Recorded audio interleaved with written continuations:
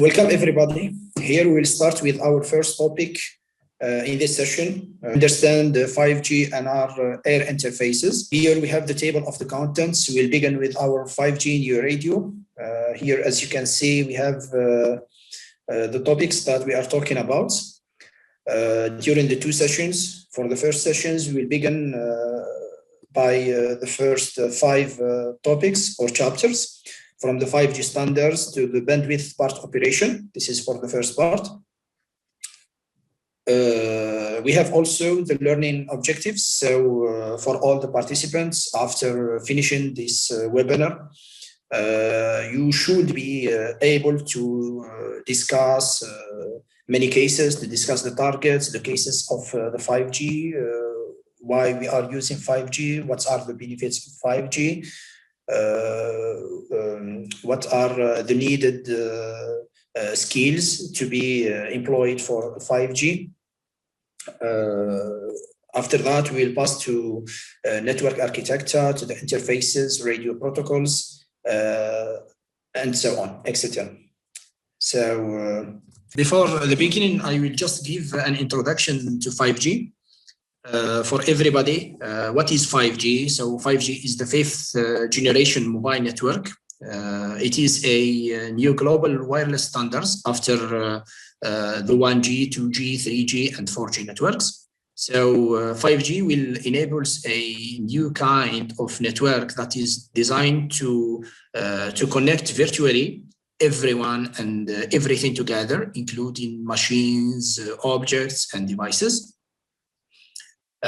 Also, 5G wireless technology is meant to deliver high multi-gigabits per second speeds and ultra low latency and more reliability. All of these terms, you will see them in the next slides, also with massive network capacity and increased availability and more uniform user experience to more users. So I'm just giving an introduction. So 5G is a unified and more capable air interface. It has been designed with an extended capacity to enable next generation user experience. In 5G and with high speeds and superior reliability and negligible latency, less than 1 millisecond, 5G will expand the mobile ecosystem into new realms. So 5G will impact every industry making safer transportation, remote healthcare, precision agriculture, digitized logistics, and more and more and more. Here we have a question: how and when will 5G affect the global economy? The answer: 5G is driving global growth from now. So through a landmark 5G economy study by Qualcomm, everybody know Qualcomm, they found that 5G is a full economic effects will likely be realized across the globe by 2035. So from now to 2035, 14 or 15 years, and it will be supporting a wide range of industries and potentially enabling up to 13.1 billion or trillion worth of goods and services. This is a study done by Qualcomm. So this impact is much greater than the previous network generation from 1G to 4G or LTE. So the development requirements of the new 5G networks are also expanding beyond the traditional mobile networking players to industries such as the automotive industry.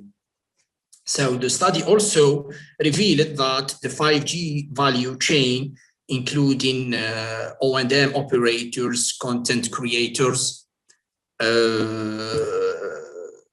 application developers, and consumers, could alone support up to 22.8 million jobs, or more than one job for every person in Peking, China, for example. And there are many emerging and new applications that will still be defined in the future. So only time will tell what the full 5G effect. Here, we'll begin with our first chapter, 5G standard use cases and requirements. In this first chapter, so upon completion of this module, you should be able to list 5G key drivers, recall 5G use cases and 5G performance requirements, and review the timeline of 5G standard rollout. Here, a fully mobile and connected society. So in the last 10 years, we have seen the continued dramatic expansion of smart personal devices, smartphones and tablets, combined with the expansion of data networks for enterprises and large institutions, and the growth of ultra broadband services for wireless and fixed access. So smartphones have been a major factor in driving the shift in mobile industry value from services such as voice and text to an increasingly data-centric model. Also, with the anticipated growth of Internet of Things, or IoT, during the new few years, there will be more users, more devices, and more diverse range of device types than ever before. So by the end of 2014, here, as you see, the number of mobile connected devices exceeded the number of people on Earth. So, and by 2019, it reached nearly 1.5 mobile device per capita, per person. So there will be more than 11.5 billion mobile connected devices in 2021 here in our days. So there will be more than 11.5 billion mobile connected devices by the end of 2021, including machine-to-machine modules, exceeding the world's projected population at that time, which is nearly 7.6 billion. And this is just the beginning. A broad consensus in the wireless industry anticipate a strong continuation of this trend for several years to come. Here in this slide, we can see the explosive growth of mobile internet. So this figure shows the analysis done by Bell Labs Consulting, as mentioned here, of the growth in the core network traffic since the dawn of the internet era in terms of the constituent 5-year trend segments. So mobile broadband is the key use cases today, and it is expected to continue to be one of the use cases driving the requirement for the 5G. It goes far beyond basic mobile internet access and covers rich interactive work, media and entertainment application in the cloud and augmented reality. We can see here in this graph from 1970s to our last year, 2021, the increasing of the using of the application in the internet from Google, when using BitTorrent from 2000 to 2005, after that using the Netflix, Facebook, YouTube, and Amazon till the 2010, then the increasing of using of high or ultra HD videos and Instagram till our days here. So as I mentioned before, the cloud storage and applications are rapidly increasing for mobile communication platforms. This is applicable for both work and entertainment. So cloud storage is one of the particular use case driving the growth of uplink data rates. In the past, content was mostly downloaded. So there were no need for uplink like our days. Importantly, in a recent report, Bell Labs Consulting conclude that with 3G, 4G, which is LTE, long-term evolution, and small cells alone, operators will not be able to profitably address even half of the demand left untouched by Wi-Fi-like technologies. Here, we have in our slide the programmable world. What we can see or say here is that one of the hottest topics in our industry is transition from smartphones centric mobile broadband business towards what vendors like Nokia, Ericsson, and Huawei calls the programmable world. So what is the programmable world here, and what means in which mobile broadband networks connect not only people, but from the connectivity backbone for the Internet of Things, IoT. Please remember this term, IoT, which is very important in our discussions, and it's a very hot term to be used in the future, and it will give more and more chances in the industry. So it is expected to be the next revolution in mobile ecosystem. IoT services are likely to be a key driver for further growth in cellular. So the Internet of Things is being shaped now, adding and digitizing and connecting physical things to the Internet. IoT is widely predicted to occur on a massive scale in the coming decade. So we expect a true explosion of possibilities with 5G. Here in this graph, we can see the Internet of Things, and what does this mean? Over the past decades, the Internet has evolved from a static repository of interlinked hypertext document to a dynamic universe, networked humans, machines, and applications. Today, the convergence of machine-to-machine or M2M communications, big data analytics, and the growth in connected devices is enabling a highly connected world known as the Internet of Things. So the Internet of Things will be one of the next big things. It will enable an unprecedented number of objects and devices to interact and share data. So these interactions will spawn new applications and create exciting business opportunities for the enterprises, energy, transportation, public sector, and the possibilities are truly unlimited. So with the IoT, virtually anything, all things, grids and small cars, houses, smart energy meters, dogs, collars, will be able to send and receive data over the internet. Cloud, wireless, and social media technologies will enhance these exchanges. So they will bring a new level of connectivity that eases collaboration and management and puts more valuable data with reach. So here we have a graph of Internet of Things for the global cellular and IoT devices measured by billion. So according also to Bell Labs consulting reports, the total number of IoT, Internet of Things connected devices, not including wearables, is expected to grow from 1.6 billion in 2014 between 20 billion. Conservative, so this is just a conservative view. So it's not to be conservative. It's not real. The real is more than that. So, and 46 billion as a disruptive view in 2021.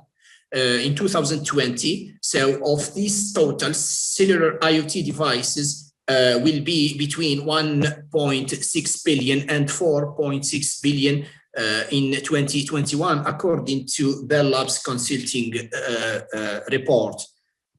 Here in this slide, and with the advent of IoT, please to see that I am concentrating on this term because this is one of the hot terms to be used, and 5G will be as a basic for this one. So with the advent of IoT, According to Bell Labs, operators will also have to address the need for massive increase in control plane capacity to handle the sporadic transmission generated from billions of devices IoT.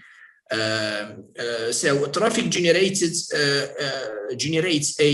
a substantially higher volume of signaling traffic relative to data traffic. For example, a typical IoT device, a typical IoT device might need 2,500 transaction. This is a technical term, or connection to consume 1 megabyte of data, while the same amount of data can be consumed in a single mobile video connection. So in the distributed view, daily network connections due to cellular IoT will grow by 16 to 135-fold by 2020, and will be 3 times the number of connections initiated by human generated traffic. Here in this slide, we have more of everything.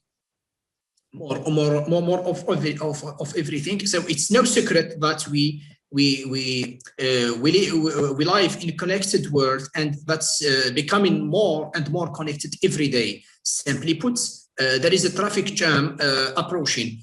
According to report of Statista, so Statista predicts that the number of mobile users worldwide will almost double from 2010 to 2020, increasing from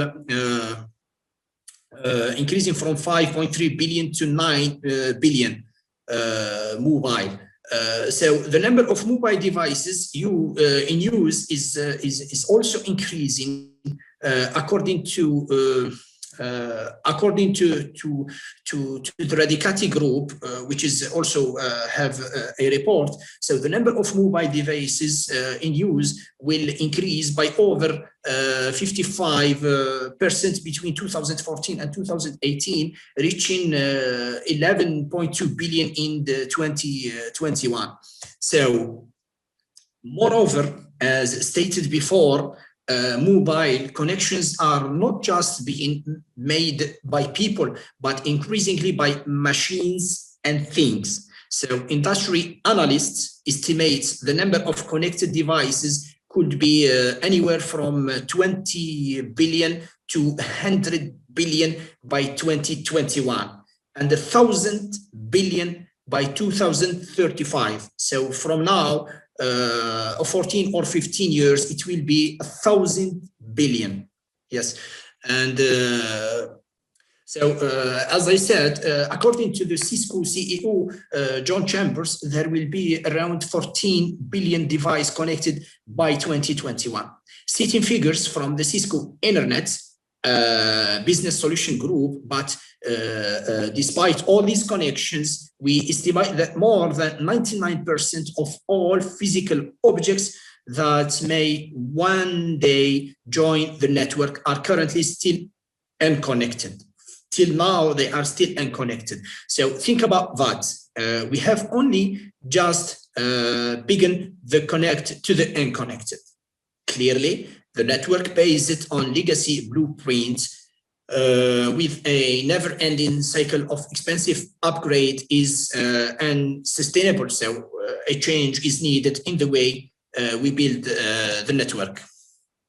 Here we have one of the most demonstrative figures for the 5G, the heterogeneous use cases. So here 5G will enable very diverse use cases with extreme range of requirements. 5G is the new generation of radio systems and network architecture, delivering extreme broadband and robust low latency connectivity and massive networking for the Internet of Things to enable the programmable world, as explained in the previous slide, which will transform our individual lives, economy, and society. So 5G will enable very diverse use cases with extreme range of requirements. So compared to the legacy design requirements, the biggest difference is the diversity of use cases that 5G networks must support and the new opportunities it will create compared to today's networks, 2G, 3G, and 4G, that were designed primarily to deliver high-speed mobile broadband. So 5G will be about people and things that can be broadly split into 3 use cases categories as explained here. We have at the top of this pyramid, which we call the extreme, that delivers gigabytes of bandwidth on demand. We have the second point in this pyramid, which is in the right, the critical machines communications. So the critical machine type communication, it will allows for the intermediate synchronous ACE hand feedback that enables remote control over robots. For example, this is one of the case used for this one here. We have in this third part, which is in the left of the pyramid, the massive machine communication type that connects billions of sensors and machines. So this diagram shows, we have here, this diagram shows user scenarios for IMT, or the International Mobile Telecommunications, for 2020 and beyond, where the usage will be more focusing on enhancing the mobile broadband, or eMBB here in the top. Massive machine type communication for ultra reliable and low latency communications. So please note that that ITU, the International Mobile Telecommunications, has defined the term. It will apply to 5G as IMT 2020. Just remember this term. It will be used in the coming slide. So the usage scenarios for IMT for 2020 and beyond include here in the top, the enhanced mobile broadband, or eMBB. So eMBB addresses the human-centric use cases for access to multimedia content, services and data. So the demand for mobile broadband will continue to increase, leading to enhanced MBB. As I said, the mobile broadband will continue to increase, leading to enhanced MBB, and the enhanced MBB usage scenario will come with new application area and requirements, in addition to the existing applications for improved performance. Here in the second for the second ultra reliable and low latency communication, in the right corner, this use case has stringent requirements for capabilities such as throughput, latency, and availability. So it is designed, if it is the right term, it is designed for the throughput, for the latency, for the availability. So some examples include wireless control of industrial manufacturing or production processes, as remote medical surgery, which is one of the hot topics, which will base on 5G technology. The distribution automation in smart grid, etc. Here, in the third part, we have the massive machine type communication. The massive machine type communication. So this use case is characterized by very large number of connected devices, typically transmitting a relatively low volume of non-delay sensitive data. So devices are required to be low cost in our days and have a very long battery life. And hence, specific machines that require high mobility, I mean, tracking system or high data rates, example, surveillance cameras, are excluded from this case. Here we have the heterogeneous use cases, diverse requirements. What we can see here that the use case and vision of the 5G system lead to diverse requirements that the future mobile broadband system will need to meet. So the future may seem far ahead, but the phase for defining the requirements is already started. Believe me. So the 5G unified ecosystem serve both traditional as well as potential new applications like drones, like real-time video surveillance, like mobile augmented and virtual reality, like Internet of Things, and so on. Here in this graph, we can see the 3GPP defined requirements. So in December 2015, the 3GPP study item about scenarios and requirement for next generation access technologies was approved at the TSG run. I have the term in front of me. The TSG run 70 meeting held in Spain. So the objective of the study item is to identify the typical deployment scenarios associated with attributes such as carrier frequency, intersite distance, user density, maximum mobility speed, etc. So the main 3GPP requirements for 5G radio access technology or 5G NR, new radio, have been defined in the topic which is 38.930. So the service and operational requirements for the 5G system are consolidated in the nominative 3GPP technical specification. So this specification form a basis for the 5G work in other 3GPP working. Here, for example, for the data rates, it's expected to provide a downlink of 20 gigabytes and uplink 10 gigabytes. For the latency, it should be for the user plane and the control plane less than 0.5 millisecond for uplink and 0.5 millisecond for downlink for the case of URLLC or ultra reliability low latency. It is here for 4 milliseconds for uplink and 4 milliseconds for downlink for the case of EMBB, mobile broadband. For the control plane, it is supposed to provide less than 10 milliseconds. For the reliability here, for example, it is here 99.99% of availability, for example. We have also other topics like network virtualization and connection density, how it will provide the 5G. For example, here for the connection density, it should be provide 1 million connection per kilometer square. So this is huge. For the mobility, it is expected to provide the connection and the mobility for a speed of 500 kilometers per hour in our days. So this is the coverage here. It's 164 dB. And it's expected to be working with LTE as LTE internet, working with dual connectivity here in our days. Just to mention that we have two types of installation for 5G. We have the NSA, which is non-standalone.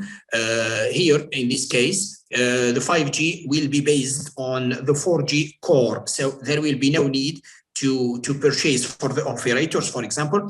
There will be no need to purchase a new core, so they only need the 4G or the LTE core, and the 5G will use this 4G core as an overlay. We have the second option, which is SA, which is standalone, and this is where all the benefits of the 5G will occur.